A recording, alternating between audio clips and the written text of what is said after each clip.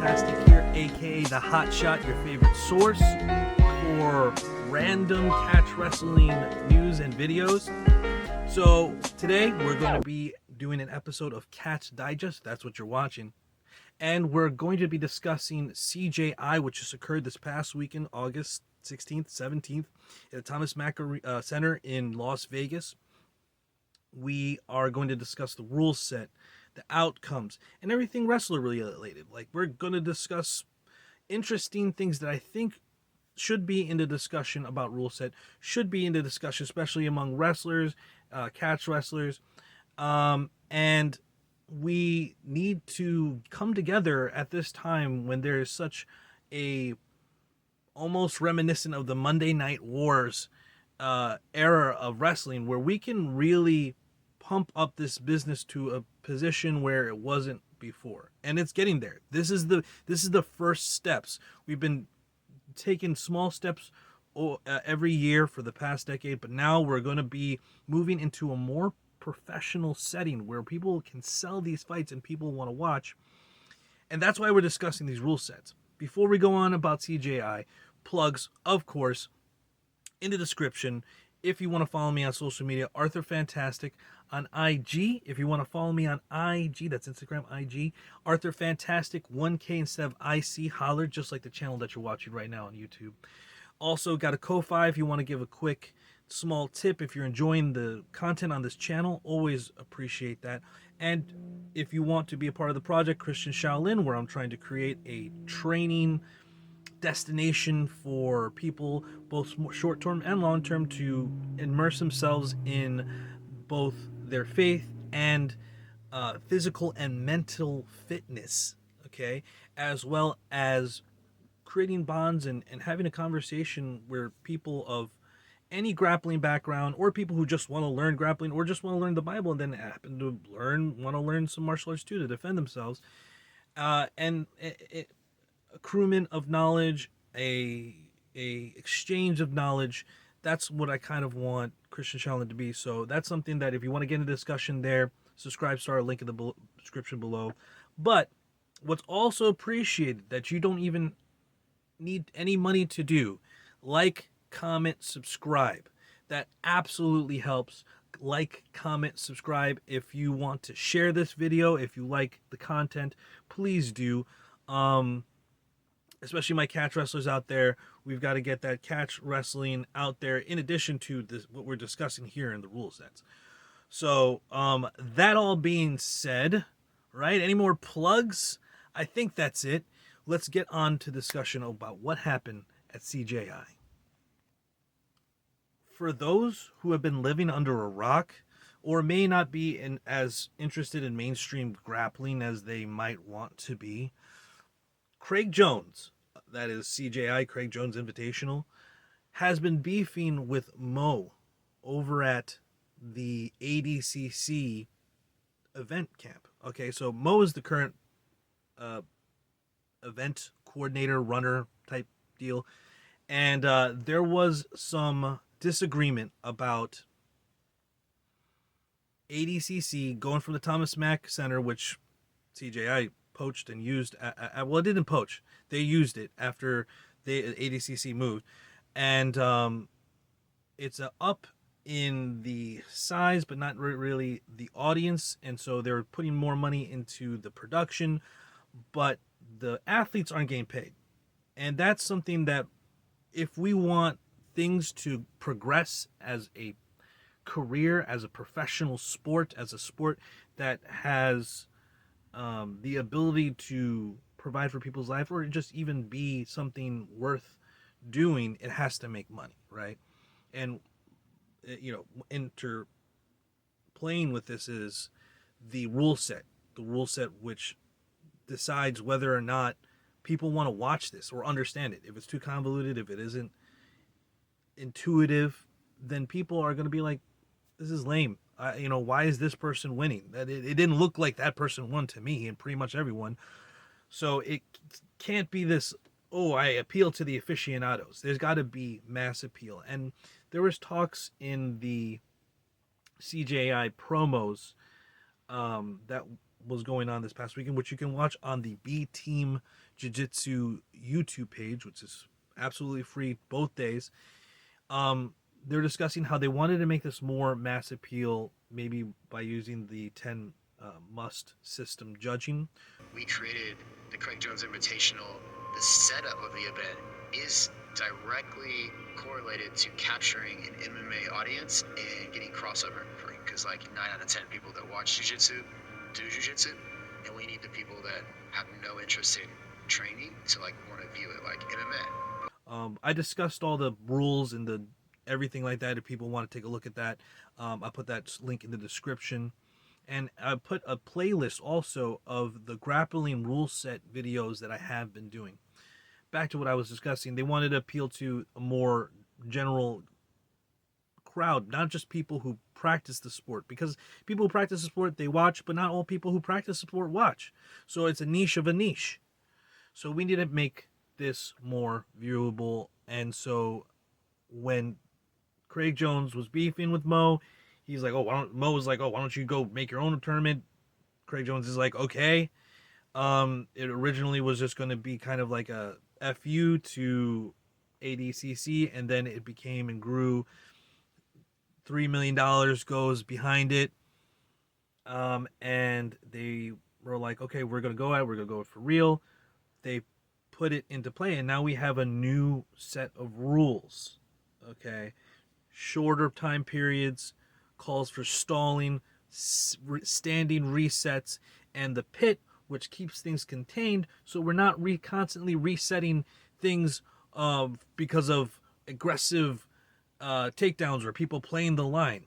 My wrestlers and my grapplers who have competed will understand this. They play the edge of the mat, or they play the line in wrestling.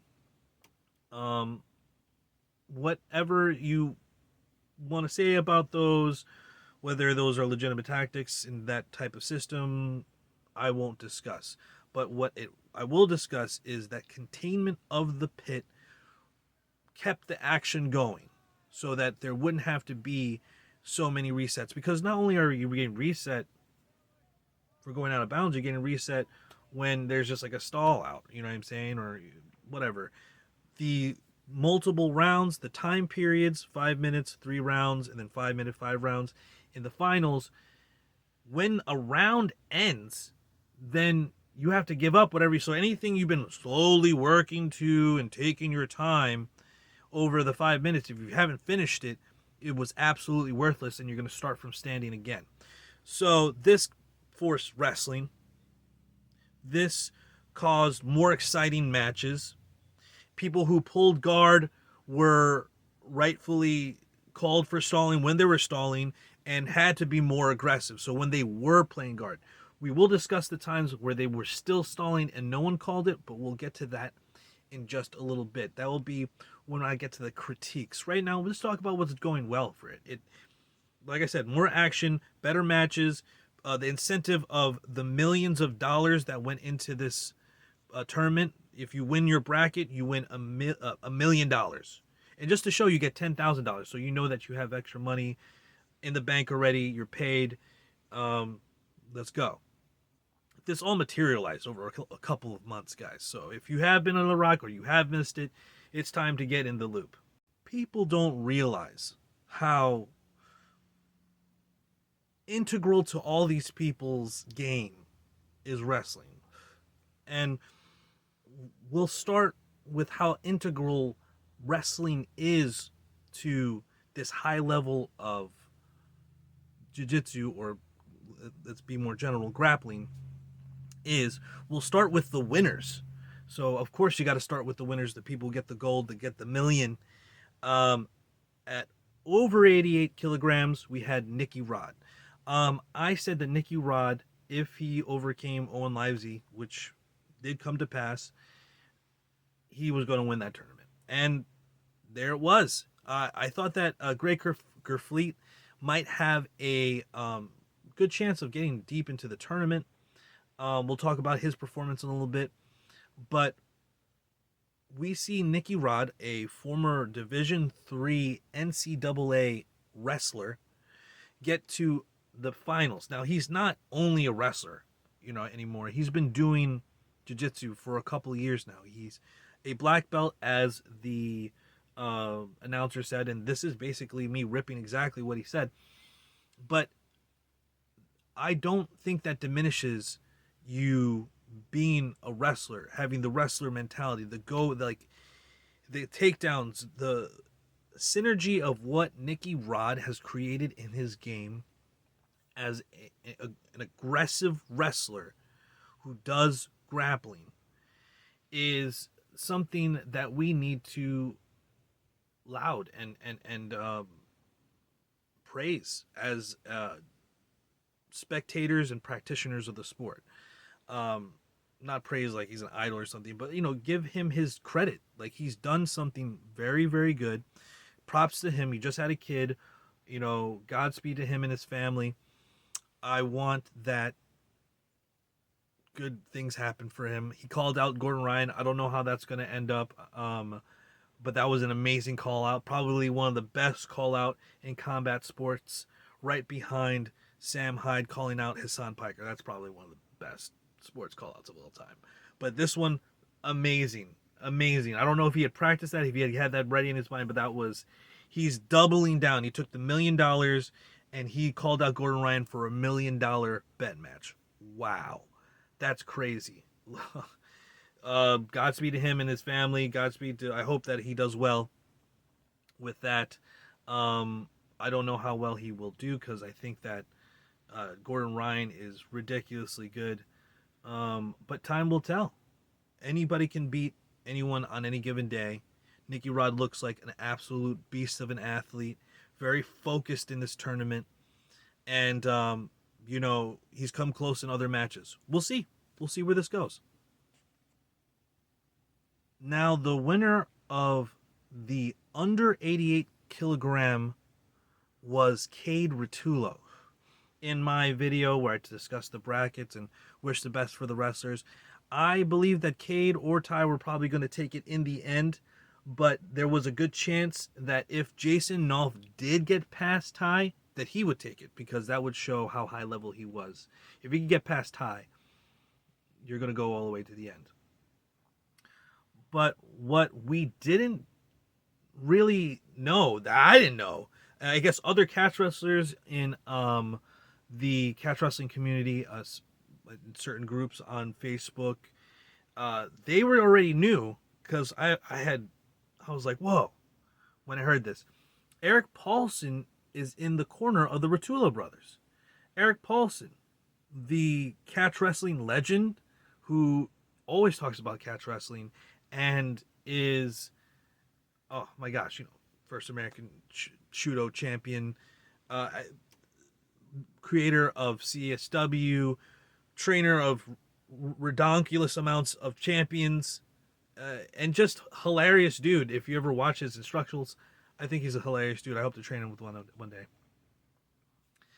But before I get off track, Ty and Cade Ritulo are training with Eric Paulson, who's a catch wrestler. So that makes them partly in the lineage of catch wrestling. I didn't realize. People are always saying, oh, catch wrestling doesn't work. But, I mean, they're doing some catch wrestling stuff. And you could hear when he was going against Nolf, Ty Ritulo, that's the brother of Cade Ritulo. We're talking about Cade. We can talk about his brother, right? He out-wrestled Jason Nolf, pretty good. It was pretty, Jason Nolf had his moments, and I was hoping that he was going to win. But, wow. Ty Ritulo, amazing. We'll talk more about the wrestlers as we go on. But if we're going to talk about the Ritulos, they're both training under catch wrestling legend Eric Paulson. I think it's worth highlighting. Why don't we talk about that? Why does anybody talk about this? I mean, they're competing in one championship where they, a catch is a serious technical submission that counts as a point. I mean, we're basically doing catch wrestling rules at this point, right? Does that make Mike Musumeci a catch wrestler? I wouldn't want to say that. No, he's not a catch wrestler. How dare I? But yeah, Cade Ritulo took it to the end. Top level grappling, top level, um, just passing and pressure game. Very interesting things that he's doing out there. I share a lot of Rutulo-esque techniques in my shorts here on YouTube, so check those out. And now I'm seeing connections to the catch wrestling. I'm like, wow, this is kind of what makes sense. Why it makes sense to me. Some people, we're going to discuss for a moment the controversy of the Cade Rutulo Levi finals match. There was some, because I was starting to get real tired. It was late, and it was starting to get boring for me, because when we see someone sit down and then the other person has to be forced to play into this game, like, okay, let me talk about this. Try to talk about this coherently. The controversy is that Levi, the argument says, was doing more on bottom than Cade was doing. Now, if people watch my Ruleset series, they know that I don't like stalling. I don't like people going through the same friggin' the same cycles over and over again. I enter the guard, like something happens, I pull out of the guard, I re-engage. You know what I mean? Now, Cade was doing a little bit of that. I won't lie, but this is how this match was judged. It was based on, the judging criteria is initiating action, serious submission attempts, and dynamic actions, and control. Okay? When you sit down on your butt to pull guard or just sit guard and seated open guard, then you have sacrificed the idea of being the person who engages. So you've already sacrificed engaging. You've been sacrificed being the person in control. You've now allowed the other person to engage you and control you. Now, when a person then counters off that other person's engagement, like they've gamed the system already. Oh, you have to get in my guard. Get in my guard, which wouldn't happen in real life. Okay? Wouldn't happen in any other sport. It's only happening because the rules don't say you can't just sit on your butt and force a person to play into your guard. Then you start doing the same attack patterns over and over again every time the person gets into your guard, and the other person then has to do the same cycle also. And I thought Cade Rutulo was doing a good job of trying to pass around, go through different cycles. He ended up having to go through the same cycles because maybe it'll work this time, but he's engaging with the other person, and the other person's attacking off his engagement. So I think that the rules were pretty clear when it was basically alluding to, if you play guard, you better submit because you're not going to win by the judging criteria.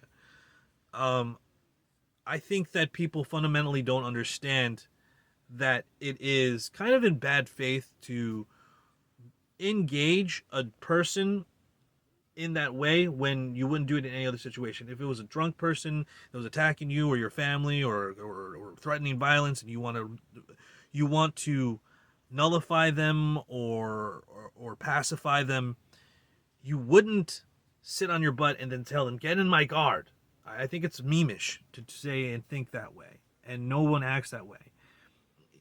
In real life, they would take down that other person, and instead of doing that, which, had some success in the tournament, I think that it wasn't so much, it only was exciting as far as the other person was willing to engage. And Kate did that. He engaged. He was in control by being on top, and he initiated and did many actions. There could be some arguments of some attempts of Levi maybe should be higher in the criteria. But I'll allow Cade to say what he thinks himself when he said in his interview right before the Levi match that there should be some criteria punishing pulling of the guard. Now you're headed to the finals, going to face off against Levi. What are your thoughts going into that match? I'm excited, I'm super stoked to be here in the final. Levi, obviously, I think we all know what he's here to do. I think there needs to be some sort of different as far as the stalling call for the guard players. I feel like it's too easy to be able just to sit on your back and wait for the guy to come to you, just my thoughts. To me, I love playing guard too. I'm not hating on all the guard players or anything like that, but if I was to stand up and just do this the whole time and wait for you to overcommit, I think I'd be getting stalling calls. And it's the same thing for when you're playing guard. So I think that needs to kind of be adjusted into the rules. But I'm super excited, nothing less. We're here in the final. Levi's got an amazing guard, and I look forward to passing it. Go ahead and advance your name on that under 80-kilogram bracket. So it's not just me saying this. This is top tier champion of his weight bracket, not only in ADCC but also CJI, and won championship. Cade Ritulo saying it. And he's not against playing guard. I'm not against people playing guard. I said that it could even possibly work on the street against a person who's not even trained, but it's still dangerous to just drop down and play seated guard. What I'm saying is people who just sit guard and expect this person to be on top, that's lazy. Not only is it lazy, it's like I said, this is like a game in bad faith. It's like, okay, yeah, we're playing a game of grappling, but I'm just going to force you to walk into my guard. Then you don't get to call it engaging. I walk into your guard and I have to try and pass and deal with it. I'm engaging you. Oh, but you didn't pass. So the fuck what? You should have been standing up wrestling me, and he seemed to have a good top game. He should have tried to pass. But he doesn't probably trust his defense, possibly, of Cade underneath him. I don't know what his thoughts were on that, but and anybody looking at the rules would know that if you're going to be playing on bottom, you're not going to be the person who they're awarding the win. So I don't know what to say to the Levi fanboys. I appreciate that he has a good ability to be a grappler. But nonetheless, he lost. The rules were clear, and Cade Ritulo did his thing. Okay, this is why we have to talk to people about pulling guard and all this stuff. They don't even have a realistic view of what's going on. Well, he didn't pass his guard, so then he wins. And he tried submissions from the bottom. Yeah, he tried submissions off the bottom after Cade engaged him and controlled him, and then there was some space and he attacked that weren't anything seriously threatening. And even the seriously threatening one, he was awarded 2 of those rounds. But there comes a point where you're just staying there and you're waiting for a person to engage with you, and then you get to counter because they've overcommitted into what you're doing, is like a game in bad faith. It's doesn't seem to be like actually going for the win, and it should be treated that way at least, and it was, and that's why Cade won, and that he got round 2. I disagree that he got that Levi got round 2. I think that Cade got round 2 because you're on top, you're controlling, and you're just being opportunistic because they're engaging with you. I don't. It's very. Even the people who are over at CJI watching this, it's not the noobs. No one's flying to Las Vegas because they just started grappling. They are the competitors, friends of competitors, maybe some fan that went and they have a significant other, a family with them that may not know a little bit, but most people there are informed, and they watch that same match, and it's just like, no, Cade's on top, he's controlling, he's the one engaging. Here are the scores from that first round. 2 judges have gone the way of Levi Jones Leary in that opening round for the submission off balances from the bottom position. I don't agree with that. I'll say right now, and the crowd don't agree with that. I completely feel that was the opposite way around. The other guy on bottom is not engaging with him. He's waiting for Cade Ritulo to make contact with him so that he can then work his game. He's waiting and waiting for him to contact him. He's not, He butt scooting, that's not engaging with him. He still has to then come down and engage you. You're just like a baby waiting to be picked up. Please come into my guard, pick me up. It's kind of silly that we're talking about the controversy here, but it's worth talking about because this is why rule sets are important. Maybe there needs to be something even more to push people to create more action, because that wasn't action from Levi. That was the opposite. It was counter action, maybe. You know what I mean? No action until this guy friggin' engages me. It was. I'm ranting here now. So let's move on to the other prospects that we discussed that are wrestling based in the CJI tournament.